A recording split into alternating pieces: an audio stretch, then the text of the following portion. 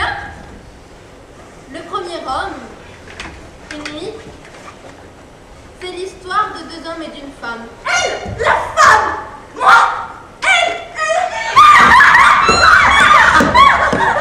Peut-être, on ne distingue pas très bien, mais peut-être qu'elle pleure aussi. À peine, je me souviens plus.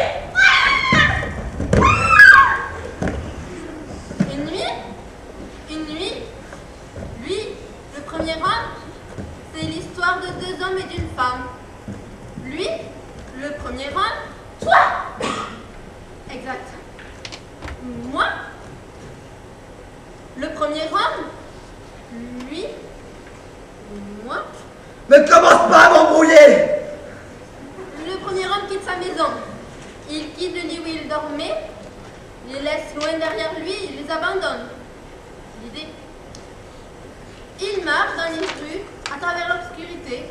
On ne sait pas pourquoi, toute la ville est éteinte. On dirait cela, toute la ville est éteinte. C'est dans la vieille ville que tout cela se passe.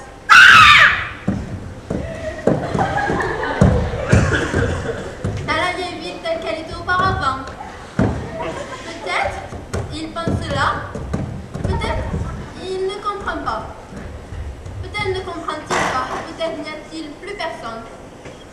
Tous les habitants seraient partis. Une histoire comme cela. Tous les habitants seraient partis sans qu'on le sache. Plus personne. Tous les habitants seraient partis sans qu'on le lui dise. On ne me dit jamais rien. Il se serait enfui. Il pense cela. Il se serait enfui sans prévenir. Ou bien encore il dort, c'est possible. Il n'y a que lui pour imaginer autre chose plus compliquée. Il dorme et se taise, c'est possible, vraisemblable. Lui, le premier homme, il pense dans sa tête que toute cette histoire qu'il vieillit. De cela que je parle.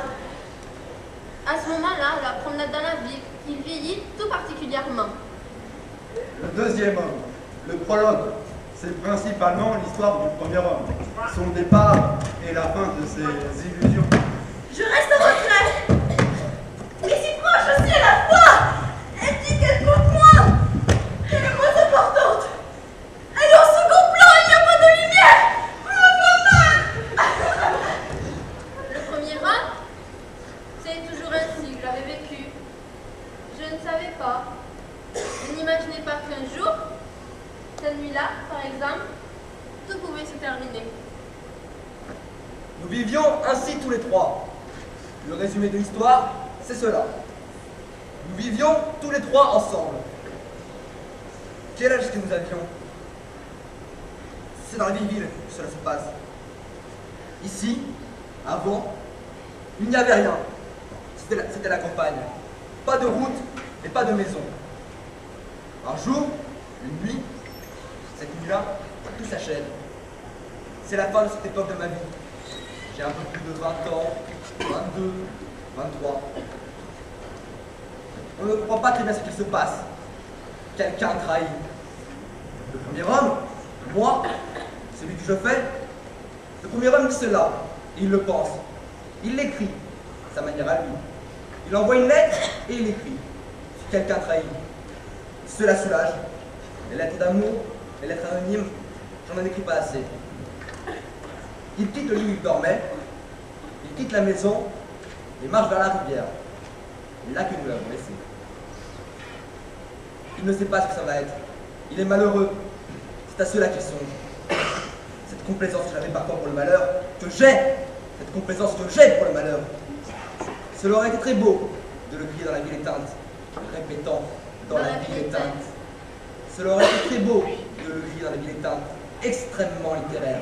Histoire d'amour, c'est une histoire littéraire. Elle rit. Disons, elle riait doucement. Ou encore, elle pleurait. À peine. Je ne me souviens plus. L'autre homme, le second. Bien, admettons-moi. À cette époque-là, quand tout commence, à cette époque-là, le deuxième homme ne fait rien. Il était le plus jeune. Il est le plus jeune. Il était le plus jeune, il me semble, et il vivait là avec eux. Quand l'autre descend vers la rivière, il est dans son lit et il dort. Je dormais. C'est cela. Lorsque cela commence, je ne me souviens de rien. J'étais dans mon lit et je dormais. Il aurait suffi de faire sonner le téléphone, le tirer de son sommeil et lui rappeler, lui dire énergiquement, lui dire que tu existais. Voilà, je crois, ce qu'il aurait fallu faire. Bien sûr, cela aurait été moins beau, peut-être. Dommage. Moins élégant, moins extrêmement littéraire. Comme je n'aime pas ça quand tu parles ainsi. Lui dire au téléphone. Tu me regardes quand je te parle? Lui dire au téléphone. Abandonner la rivière au clair de lune et chercher la monnaie au fond de ta poche. À cette époque-là, un ajout la première version. À cette époque-là, on s'en souviendra, c'est une des différences sans importance avec le monde d'aujourd'hui. À cette époque-là, il faudra bien s'en souvenir, à cette époque-là, on pouvait encore téléphoner avec des pièces de monnaie. Nous n'étions pas encore soumis à l'absolue et nécessaire préméditation des cartes magnétiques. Je reprends. Lui dire au téléphone. Abandonner la rivière au clair de lune et chercher la monnaie au fond de ta poche. Le plus simplement du monde. Histoire d'amour, ce pouvait être aussi une histoire téléphonique. Rien que cela. En descendant vers la rivière, là que nous avons laissé, en descendant vers la rivière, il est jeune. C'est son métier.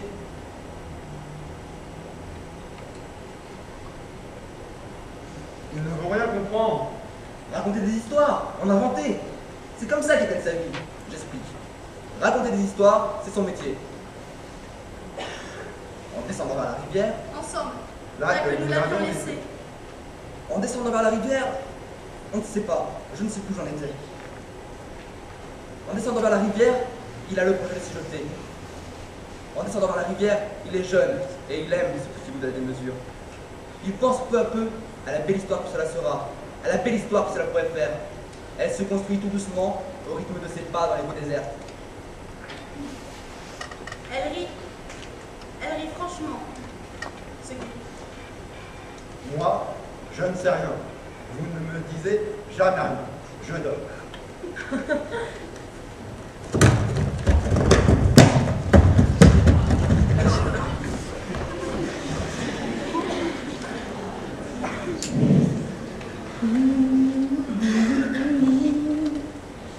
حبيبي مرة بوسي بوسي بوس زعلانة إذا نص لحسن أبين ونص وتبقى انت أكيد خسران